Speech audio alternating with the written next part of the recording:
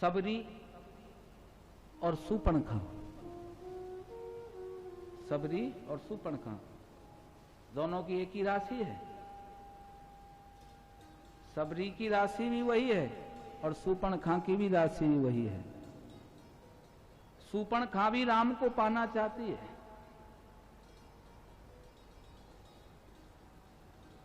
प्रसन्न हो गई राम को देख करके कि तुम सम पुरुष न मोशम नारी, इस संसार में तुम जैसा कोई पुरुष नहीं है और मुझ जैसी कोई स्त्री नहीं है। राम को सूर्पणखा भी पाना चाहती है और राम को सबरी भी पाना चाहती है।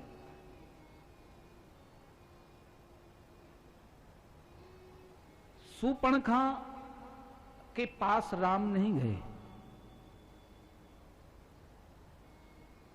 सूर्पणखा को राम के पास जाना पड़ा। लेकिन एक विचार है,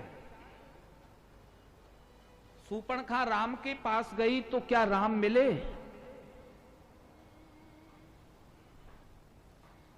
नहीं मिले। क्यों नहीं मिले? क्योंकि सूर्पणखा जैसी थी वैसी राम के सामने गई क्या?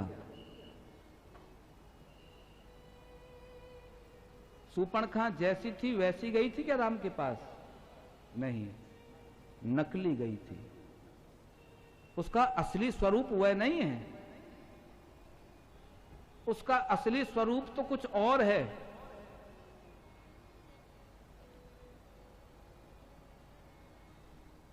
भगवान के सामने सूर्पणखा भेष बदल के गई, जैसी थी वैसी नहीं गई, भेष बदल के गई। और सबरी ने कोई श्रृंगार नहीं किया, वो जैसी थी वैसी राम के चरणों में गई।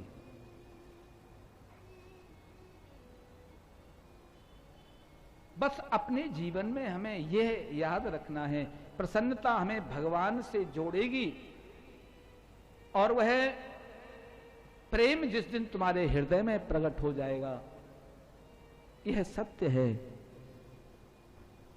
जैसे सबरी को खोजते खोजते खोजते राम एड्रेस पूछ रहे हैं कि सबरी, मतंग ऋषि का आश्रम किधर है? संत महापुरुषों से पूछा मार्ग में, मतंग ऋषि का आश्रम किधर है? बोले आप ऐसे चले जाइए, ऐसे चले जाइए। मतंग ऋषि तो नहीं है, उनकी एक शिष्या है सबरी। पता पूछते पूछते राम वहां आ गए जहां मतंग ऋषि का आश्रम है और वहां जो सबरी वर्षों से भगवान के आने की राह निहार रही है। सबरी को कहीं जाना नहीं पड़ा, भगवान ही सबरी के पास पहुंचे। तो सबरी के पास क्या था? कोई धन था क्या?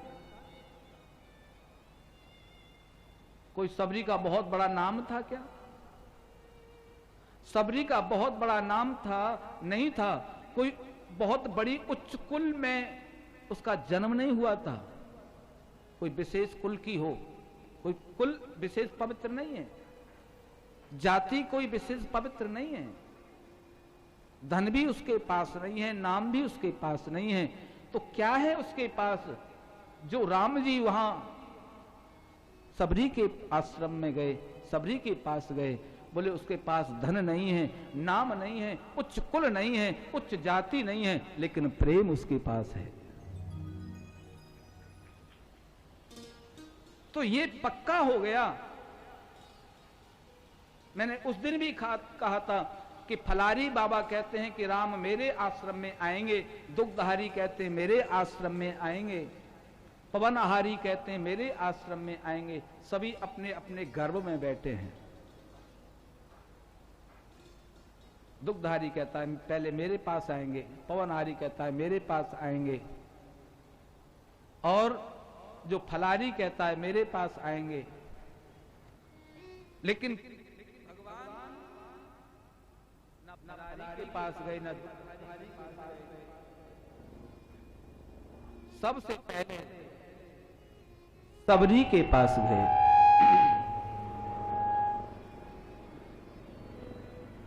क्यों गए? इसलिए गए क्योंकि सबरी कोई विशेष साधक नहीं है, कोई विशेष तपस्वी नहीं है, केवल गुरु के वचनों पर आस्था है। और गुरु ने उसको कोई तपस्या विशेष नहीं बताई, कोई नियम विशेष नहीं बताए, केवल यही कहा कि तू राम से प्रेम कर, राम एक ना एक दिन खोजते खोजते तुझे आ जाएंगे। यदि मैं भिलनी को ये बताऊं कि तू तपस्या कर, तू भोजन का त्याग कर दे, केवल फल खा, केवल दूध पी, ऐसा कुछ नहीं बताया। उन्होंने कहा कि दुग्ध, जो दुग्धारी है उसके पास आए ना आए, फलाहारी है उसके पास आए ना आए, पवन आहारी है उसके पास आए ना आए, लेकिन हे बेटी मैं तुझे ऐसा प्रेम दिए जा रहा हूं कि तेरे पास राम जरूर आएंगे।